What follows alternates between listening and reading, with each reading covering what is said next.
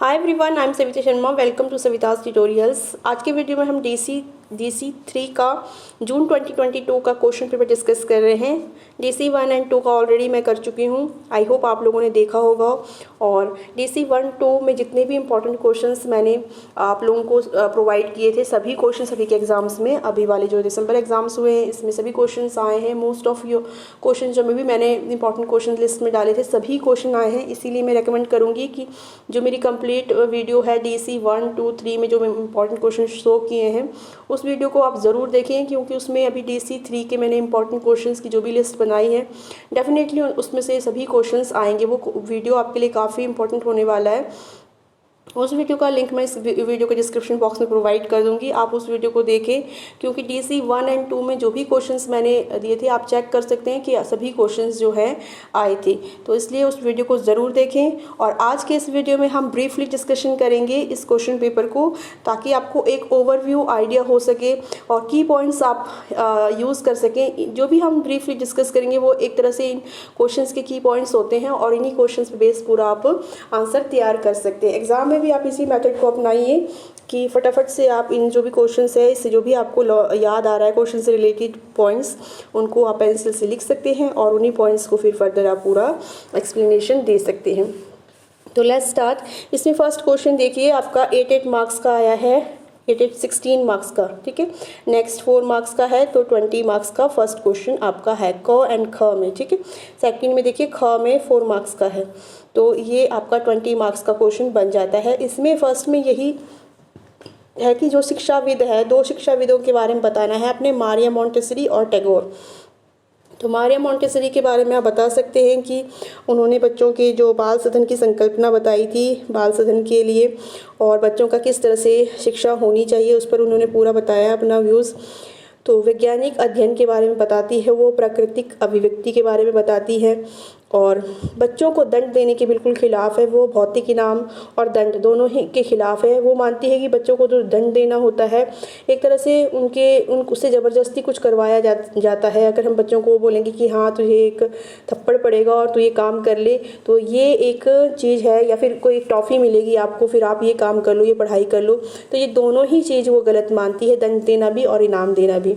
क्योंकि इससे वो समझती है कि जो बच्चे का एक्चुअल जो विकास का उसके अंदर क्षमता है उसको हम अवरोध कर देते हैं, उसको हम रोक देते हैं, और उसे दंड से मजबूर होकर कोई चीज़ करना पड़ता है, या फिर भौतिक इनाम से मजबूर होकर कोई चीज़ करना पड़ता है। इस तरह से वो कहती है कि हर बच्चा अनुपम होता है, हर बच्चे की अपनी प्रगति की एक दर होती है, और हर बच्चे को अपने हिसाब से प्रगति करने देनी चाहिए, चाहे धीरे धीरे ही करे, ठीक है। इस तरह से उन्होंने बहुत सारी चीज़ें बताई है, आपने इस क्वेश्चन में पढ़ लेना है। टैगोर के बारे में भी आपने लिखना है। टैगोर भी शिक्षाविद थे, अपने विचार उन्होंने शिक्षा के बारे में रखे हैं। उनका मेन था कि बच्चे जो है प्रकृति के साथ मिलकर शिक्षा ग्रहण करें। जो उनका स्व अध्याय पे ज़्यादा जोर देते थे वो, ठीक है। अपने से जो शिक्षा बच्चे ग्रहण करते हैं, खुद जो सीखते हैं, शिक्षा सजीव और गतिशील होना चाहिए, ये सब वो मानते थे। तो इस तरह से आप इस दोनों को ही आपके बुक में फर्स्ट में ही है ये, और इसको आपने देखना है, इसको बिल्कुल भी नहीं छोड़ना है, ठीक है। अभी नेक्स्ट क्वेश्चन की ओर बढ़ते हैं कि आपका नेक्स्ट क्वेश्चन क्या है। प्रारंभिक बाल्यावस्था देखभाल और सेवाएं।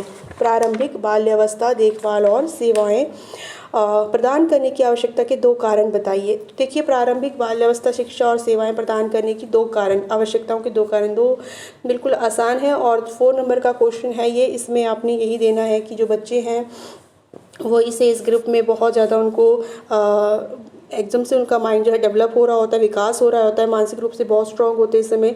तो अगर हम उस समय उनको सेवाएं प्रदान देते हैं, किसी भी तरह से शैक्षणिक सेवाएं प्रदान करते हैं, तो एक तरह से उनकी हेल्प होगी और उनकी शिक्षाओं को एक गति मिलेगी, एक दिशा मिलेगी, और वो फिर अपना और बहुत बेहतर कर सकते हैं। उनकी एक हेल्प के लिए एक शिक्षिका होती है जो कि उन्हें हर तरह से मार्गदर्शन प्रदान करती है, और इस तरह से वो अपनी चीज़ को खोज कर सकते हैं, खेल सकते हैं अच्छी तरीके से। तो इस तरह से शैक्षणिक सेवाएं काफ़ी इम्पॉर्टेंट रोल प्ले करती है। तो इस तरह से आप इसको बता सकते हैं, ठीक है। नेक्स्ट क्वेश्चन में आप देंगे कि क्वेश्चन नंबर 2 का क क्षति को अपंगता में परिवर्तित होने से कैसे रोका जा सकता है। क्षति को अपंगता में परिवर्तित होने से कैसे रोका जा सकता है। अब देखिए क्वेश्चन को पहले अच्छे से समझना है, इसलिए कि जल्दी जल्दी क्वेश्चन पढ़ा और आगे बढ़ के नहीं, पहले क्वेश्चन को अंडरस्टैंड कीजिए कि क्या पूछ रहा है। क्षति को अपंगता में परिवर्तित होने से कैसे रोका जा सकता है। देखिए सबसे पहले तो क्षति होने से रोकना बहुत ज़रूरी है। पहले क्षति हमने होने ही नहीं देना है, इसमें ये भी बता सकते हैं आप। और अगर क्षति किस तरह से हो जाती है तो हमें क्या करना है, उसके प्रभाव को सीमित करने की कोशिश करनी है, उसके प्रभाव को कम करना है। इसी को हम कहेंगे ना कि क्षति को अपंगता में परिवर्तित होने से रोकना। ठीक है, क्षति को अपंगता में परिवर्तित होने से रोकना, उसके प्रभाव को कम करना, उसकी क्षति के प्रभाव को कम करना। मान लो कोई बच्चा अपंग हो गया है तो वो उसको सभी जो भी उससे रिलेटेड उसको जिस तरह से डेवलप किया जाता था वो सभी देखभाल उसको प्रदान करना। जैसे कि कृत्रिम साधन लगा सकते हैं हम, अगर पैर फ्रैक्चर है तो पैर लग जाता है, कान में कोई प्रॉब्लम है तो मशीन लग जाती है। इस तरह से मतलब कृत्रिम उपयोगों का हम प्रयोग कर सकते हैं। और समाज में उनके प्रति समाज में जो है सकारात्मक रवैया अपना सकते हैं, जिससे कि वो मोटिवेट रहे कुछ करने के लिए। इसके अलावा उनकी व्यवसाय में हेल्प कर सकते हैं, व्यवसाय उनको जिस तरह से जीवन यापिका वो खुद कर सके। जहाँ तक हो सके अपंग के लिए ये होता है कि अपने से जो भी काम कर सके वो स्वयं रूप से जहाँ तक संभव हो देखभाल अपनी खुद कर सके, ये सबसे अच्छी बात होती है, किसी पर डिपेंडेंट ना रहें। तो इस तरह से हम क्षति को अपंगता होने से रोक सकते हैं। ठीक है, ये क्वेश्चन भी काफ़ी इंपॉर्टेंट है, इसको आप इस तरह से लिखना। मैं तो आपको ब्रीफली में बता रही हूँ, बट यही की पॉइंट्स है, नहीं की पॉइंट्स का यूज़ करके आप पूरा का पूरा क्वेश्चन फ्रेम कर सकते हैं।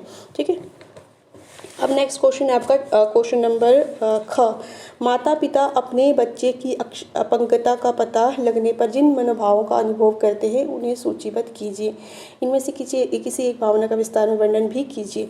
तो इसमें सभी आपकी जो भी भावनाएं हैं वो आपने बतानी है कि कौन कौन सी भावनाओं मनोभाव का माता पिता इस समय मनोभाव से गुजरते हैं। ठीक है, तो कौन कौन से मनोभाव है जिनसे माता पिता गुजरते हैं। इसमें आप बोल सकते हैं कि मानसिक आघात का सामना करते हैं। सबसे पहले माता पिता, उनको पता ही नहीं लगता है कि सच में ऐसा हो चुका है और उनके बच्चे के साथ ये सब चीज़ें मतलब उनको एक आघात के रूप में मिलता है। और उसके बाद दूसरा आपका लेन देन का नज़रिया। कई माता पिता इसको एक लेन देन का नज़रिए के रूप में देखते हैं, जैसे कि वो सोचते हैं कि कुछ बुरा किया होगा उन्होंने, इसी वजह से उनके साथ ही ये बुरा हो रहा है, मतलब बुरा किया है तो उसका फल उनको बुरा मिल रहा है। तो ये लेन देन का नज़रिया, इस तरह से आपने एक्सप्लेनेशन अच्छे से देखना इसका। अवसाद की भावना से गुजरते हो, डिप्रेशन जिसको कहते हैं, दबाव परेशानी बनी रहती है कि बच्चे को किस तरह से क्या करेंगे और किस तरह से उनकी सहायता कर पाएंगे। ये परेशानी समाज की परेशानी कि समाज में उनका क्या होगा, मतलब लोग उनके साथ दूरियां बना लेंगे, उनके बच्चे के बारे में पता चलेगा तो उनकी जो स्टेटस है वो उनका मतलब ख़राब लगेगा, उनका छवि ख़राब हो जाएगी। इस तरह से वो अवसाद डिप्रेशन में चले जाते हैं। स्वीकार्यता भी मनोभाव है। स्वीकार्यता का मतलब ये है कि जो माता पिता है वो पहले एक्सेप्ट ही नहीं करते हैं, क्योंकि कोई भी माता पिता है उनके लिए बच्चे सबसे स्पेशल होते हैं, तो वो एक्सेप्ट ही नहीं कर पाते हैं कि उनके बच्चे को कोई भी ऐसी प्रॉब्लम हो गई है। ठीक है, तो स्वीकार्यता में आ जाएगा रोष, एंगर मतलब जो गुस्सा है वो दर्शाते हैं, वो हर समय चिड़चिड़ापन, क्योंकि बच्चे को एक नॉर्मल बच्चे को संभालना भी कितना मुश्किल हो जाता है, और जो अपंग बच्चा है उसके लिए तो पूरा दिन ही पूरी तरह से कार्य करना पड़ता है माता पिता को, तो एक तरह से उनके अंदर एक गुस्सा भी आता है। इस तरह से ये सभी भावनाएं आपने बतानी है। इसमें 10 मार्क्स में बहुत ईजी क्वेश्चन है ये भी।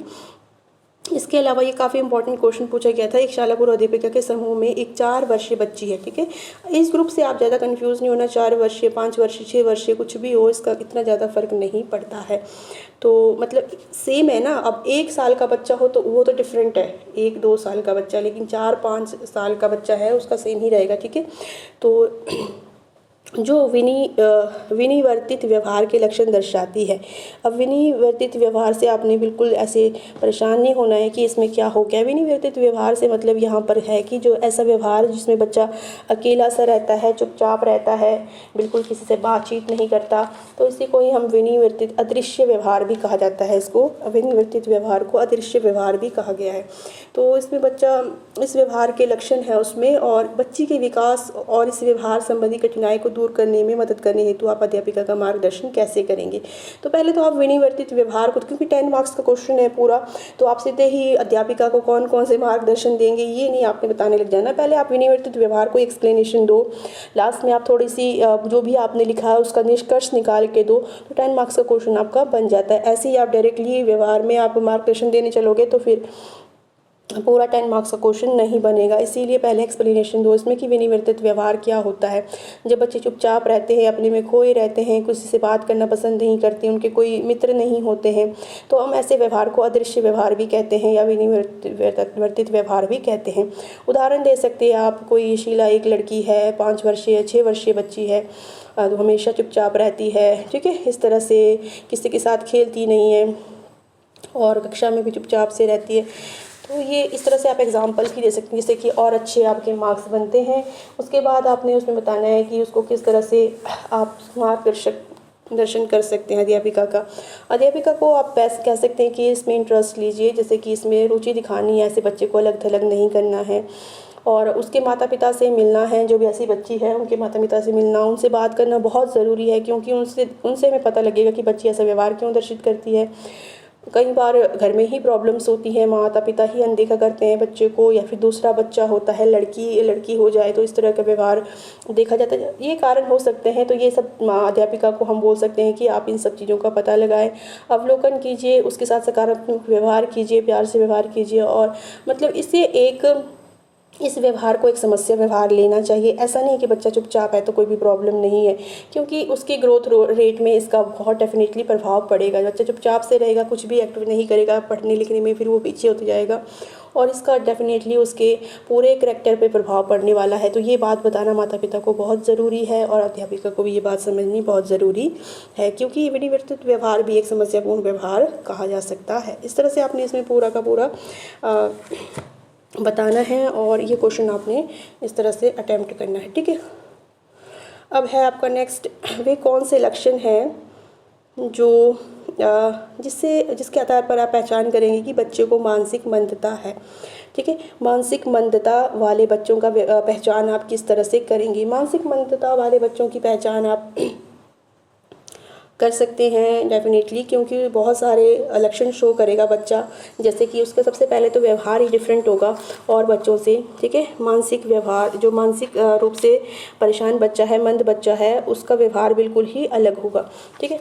तो उसमें उसका सबसे पहले हमने व्यवहार अवलोकन करना है, बच्चे का बाहरी स्वरूप देखना है कैसा है, और इसके बाद आपके वाक क्षमता उसकी कम होती है, मतलब बोलता कम है। जो मानसिक रूप से अपंग बच्चे होते हैं उनमें जो है बोलने की क्षमता भी कम पाई जाती है। तो ये सारे लक्षण हैं, इसको आप सूचीबद्ध कीजिए, और पूरा क्वेश्चन आपने तैयार करना है। 10 मार्क्स का क्वेश्चन, इसमें भी आप भूमिका दीजिए, और भूमिका देना और निष्कर्ष देना बहुत आसान होता है किसी भी क्वेश्चन के लिए, और इससे मार्क्स आपके एनहांस होते हैं, क्योंकि क्वेश्चन थोड़ा सा लॉन्ग बन जाता है, लेंथी बन जाता है। तो ये ट्रिक्स होती हैं जो कि आपने अपनानी है एग्ज़ाम के ट्यूरिंग। इसमें बहुत सारे आप दे सकते हो। मंदबुद्धि बच्चे जो है सीखने में बहुत ज़्यादा कम, स्लो प्रोग्रेस होती है उनकी, सक्रिय नहीं होते खेल वगैरह में, है ना। इस तरह से आपने ये क्वेश्चन में देना है। तो नेक्स्ट हमारा आ गया 4th क्वेश्चन। कोई ऐसे 5 तरीके बताए जिनके माध्यम से माता पिता अपने श्रवण दोष वाले बच्चे में जीवन के प्रथम 3 वर्षों में भाषा को विकसित कर सकते हैं। श्रवण दोष वाले बच्चों में भाषा को किस तरह से विकसित करना होता है। श्रवण दोष वाले बच्चे जो देखिए, इसमें सबसे पहले तो हमें श्रवण दोष वाले बच्चों के लिए जो है चिकित्सक की सहायता लेनी चाहिए, क्योंकि डेफिनेटली उसमें चिकित्सक ही इसमें बता सकता है, ठीक है। और फिर उसके बाद चिकित्सक की सलाह के अनुसार हमें कार्य करना चाहिए। और 3 वर्ष में भाषा को विकसित करने के लिए फिर क्या क्या कर सकते हैं। उसके बाद आप देखिए बहुत सारी चीज़ें, जैसे ओष्ठ पठन हो गया बच्चों को, उनके लिए जो भी आप बातें करोगे बिल्कुल धीरे स्लो उसमें करना होता है, वाक्य को, वर्ड को, ताकि वो होंठों को पढ़ के समझ के उसको समझ सके क्या बोल रहे हैं, ठीक है। तो इसमें ओष्ठ पठन आ गया, आपका संकेती भाषा आ जाएगी इसमें, ठीक है। संकेती भाषा का प्रयोग आ जाएगा कि कौन कौन सी जैसे कि हाथ और आँखों का इसमें होंठों के पास ले जाके उंगलियों से संकेती भाषा का प्रयोग किया जाता है। और इसमें इस तरह से आप इसमें दे सकते हैं और इस तरह से भाषा में विकास जो है लाया जा सकता है। क्वेश्चन पूरा आपने कंप्लीट करा क्योंकि 15 मार्क्स का क्वेश्चन है, इसको डेफिनेटली अच्छे से पढ़ने की आवश्यकता है। नेक्स्ट देखते हैं, किन्हीं 5 लक्षणों को सूचीबद्ध कीजिए जिनके आधार पर आपको 1 वर्षीय बच्चे में दृष्टि दोष होने की आवश्यकता हो सकती है। मतलब इसमें लक्षण बताने हैं कि किस लक्षणों के कारण आप कह सकते हो कि बच्चे में दृष्टि दोष है। वह कौन से लक्षण होंगे जिनके कारण आप बोल सकते हो कि बच्चे में दृष्टि दोष पाया जाता है। तो सबसे पहले तो दृष्टि दोष के कारण आप इसमें लक्षण सूचीबद्ध कीजिए। 5 नंबर का क्वेश्चन है, इसमें सीधे ही आप लक्षण बताइए सीधे ही, जैसे कि बार बार आंखें मलना, सामान्य से अधिक आंखें झपकाना, है ना, देखते समय इधर उधर भौहें चढ़ाना अपनी, और बारीकी से किसी काम को करने दिया जाए उनको तो उसमें चिड़चिड़ापन दिखाना। तो ये सारे लक्षण हैं। आँखों में लालियाँ आनी, लाली आ जानी, सूजन आ जाना, इस तरह से पानी बहते रहना, भैंगापन, तिरछापन, ये सारे के सारे लक्षण हैं कि उसके आँखों में दृष्टि में कोई समस्या पाई गई है। इसके अलावा जो 5th क्वेश्चन है, इसके लिए मैं रेकमेंड करूँगी आपको ये पूरा क्वेश्चन आपका 20 मार्क्स का बनना चाहिए। हाँ देखिए 20 मार्क्स का बन रहा है ये क्वेश्चन। और भी है इसमें क ख ग 4 4 8 20 मार्क्स का क्वेश्चन क ख ग में बन रहा है आपका। तो ये संचार वाला पूरा टॉपिक है आपका। संचार वाला टॉपिक मैं रेकमेंड करूँगी। ये क्वेश्चन मैंने पूरा अटैम्प्ट किया है, पर्टिकुलर वीडियो है इसके लिए, जिसमें मैंने बच्चे की कार्यनीति और संचार में कौन कौन से आप तरीके अपना सकते, भूमिका, अभिनय, कहानियाँ और माता पिता को जो एक संदेश आप दे सकते हैं, इस पर बेस्ड मैंने पूरा क्वेश्चन अटैम्प्ट किया है। ये क्वेश्चन का मैं वीडियो लिंक आपको डिस्क्रिप्शन बॉक्स में प्रोवाइड करूँगी, आप उसको डेफिनेटली देखिए, जिससे कि संचार वाला क्वेश्चन डेफिनेटली एग्जाम में आएगा आपके, तो इसकी आपने अच्छी से प्रिपरेशन करनी है। नेक्स्ट क्वेश्चन की ओर बढ़ते हैं। वे कौन सी समस्याएँ हैं जिनके कारण ICDS कार्यक्रम प्रभावी रूप से कार्यान्वित नहीं हो पाया है, चर्चा कीजिए। ये क्वेश्चन भी काफ़ी इंपॉर्टेंट है, ICDS से क्वेश्चन आता है डेफिनेटली, तो इसको ब्रीफली में डिस्कशन कर लेते हैं। तो समस्याएं कौन कौन सी, लोग इसे सरकारी कार्यक्रम समझते हैं, जो भी ये ICDS कार्यक्रम है इसमें लोग इंटरेस्ट नहीं दिखाते हैं, क्योंकि लोग सोचते हैं सरकारी कार्यक्रम है ऐसे, तो फिर इतना मतलब कार्यकर्ताओं को भी समर्थन नहीं देते, सहयोग नहीं देते हैं। इसके अलावा जो आंगनवाड़ी कार्यकर्ता होती है इसमें उनकी निम्न शैक्षणिक योग्यता भी एक समस्या है, क्योंकि वो कम पढ़ी लिखी होती है, स्थानीय लोगों से ही चूज़ करनी होती है, इसमें आंगनवाड़ी में बाहर से नहीं ला सकते हैं, तो उनकी योग्यता जितनी होगी उसी से लेना पड़ता है। तो ये है उसकी कम शैक्षणिक योग्यता भी इसका एक कारण है। और कार्यकर्ता जो होती है आंगनवाड़ी कार्यकर्ता, उनमें प्रेरणा की काफ़ी कमी होती है। जो ICDS कार्यक्रम के लक्ष्य हैं, एक्चुअल में जिस लक्ष्य की पूर्ति के लिए इसको शुरू किया गया था, उस लक्ष्य को समझने में उनमें कमी होती है, प्रेरणा की कमी होती है, और उस लक्ष्य तक पहुंच नहीं पाता है जिस लक्ष्य तक इसको पहुंचना चाहिए। इस तरह से आप देख सकते हैं विभिन्न विभागों में समन्वय का अभाव। जो ICDS कार्यक्रम है इसके साथ आपका स्वास्थ्य वाला और स्कूल जो है, मेन स्कूल स्ट्रीम जो होती है, उन सबको मिलके काम करना चाहिए, बस इनमें समन्वय का अभाव होता है, मतलब इनमें कॉपरेशन की कमी देखी गई है। इसके अलावा जो ICDS कार्यक्रम है वे रिकॉर्ड और रजिस्टरों पर ज़्यादा बल देते हैं, क्योंकि जो सुपरवाइजर्स हैं, पर्यवेक्षक हैं, वो इसी को चेक करते हैं, तो आंगनवाड़ी कार्यकर्ता ज़्यादातर रिकॉर्ड रजिस्टरों पर ही ध्यान देती है। इस तरह से आप इसमें दे सकते हैं क्वेश्चंस को, काफ़ी इजी है ये क्वेश्चन। प्रारंभिक बाल्यावस्था नेक्स्ट है। प्रारंभिक बाल्यावस्था शिक्षा केंद्र के प्रबंधन के लिए अपेक्षित कौशलों में से किन्हीं 2 का वर्णन कीजिए। मतलब केंद्र के प्रबंधन में कौन कौन से कौशल की आवश्यकता होगी केंद्र के प्रबंधन के लिए।